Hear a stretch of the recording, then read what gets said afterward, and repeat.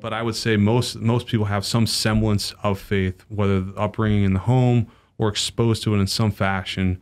A lot of guys, though, aren't super overt with their faith, which is also beautiful. I mean, but their actions speak volumes. One guy that I just love to highlight here is Michael Monsoor.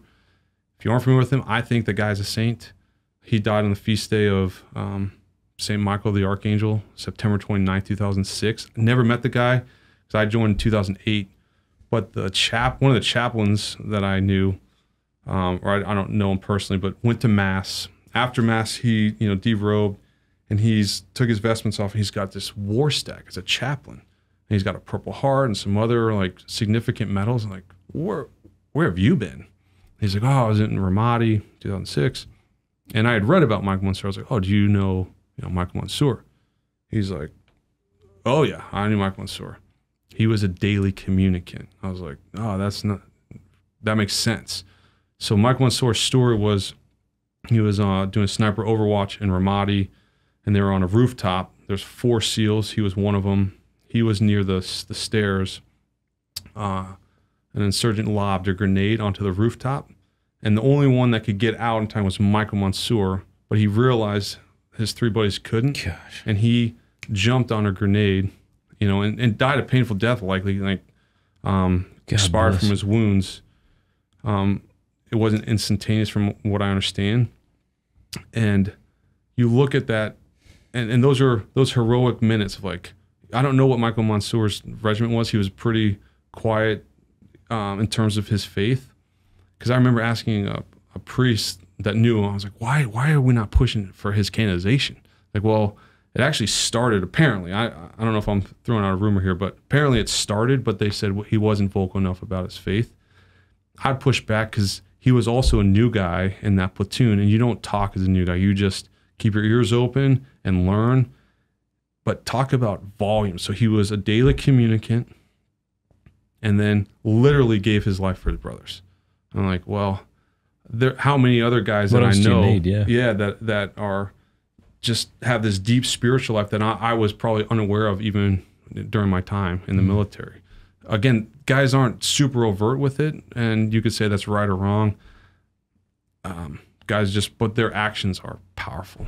Yeah. I was just in Auschwitz a few weeks ago, and I wasn't sure how popular Maximilian Kolbe would be in Auschwitz. So I did the tour, and I didn't know if, there's a lot of different people who may have done heroic things, and I know about him because he's a Catholic. Yeah. But I was really surprised how prominent he was in the tour. There's this big kind of shrine in the death bunker that he died in. There's a big plaque. There's another big board explaining how he gave his life for Franciszek Gajewniczek. And certainly he spoke about his faith and was encouraging the men he was dying with, but more than that was just stepping up and giving his life for somebody. It's just remarkable. Yeah. Yeah, I mean, and I think that has to come from a sacramental life. You don't just wake up and say, you know what, today I'm going to go jump on a grenade. Like, that's years of just forming habits of virtue, That's not this is what I'm going to do today. Yeah, it reminds me of our Lord's words, like if you're faithful in small things, I'll put you in charge of big things. Yeah. What do you think about that? Or how do you... That makes sense. It makes sense, doesn't it? Yeah, I agree with it. Yeah.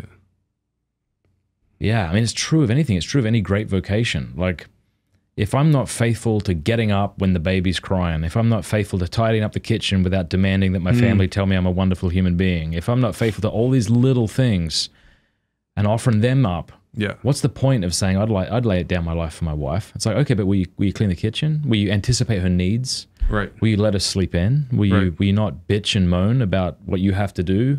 I love that. And very often it's like, no, I do bitch and moan, and I need to stop right now. Yeah. And the best guy, you and me both. And the best guy I know to like slap you in the face is Escriva.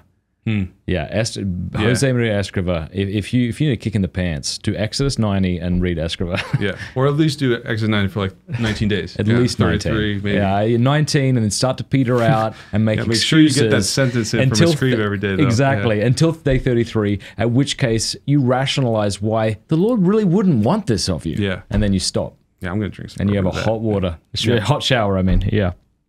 Good. For those who just joined the live stream, that won't make sense unless you watch the rest of it. Okay. Hey, thanks so much for watching. Please be sure to like and subscribe and leave a comment below letting us know what you thought about the video.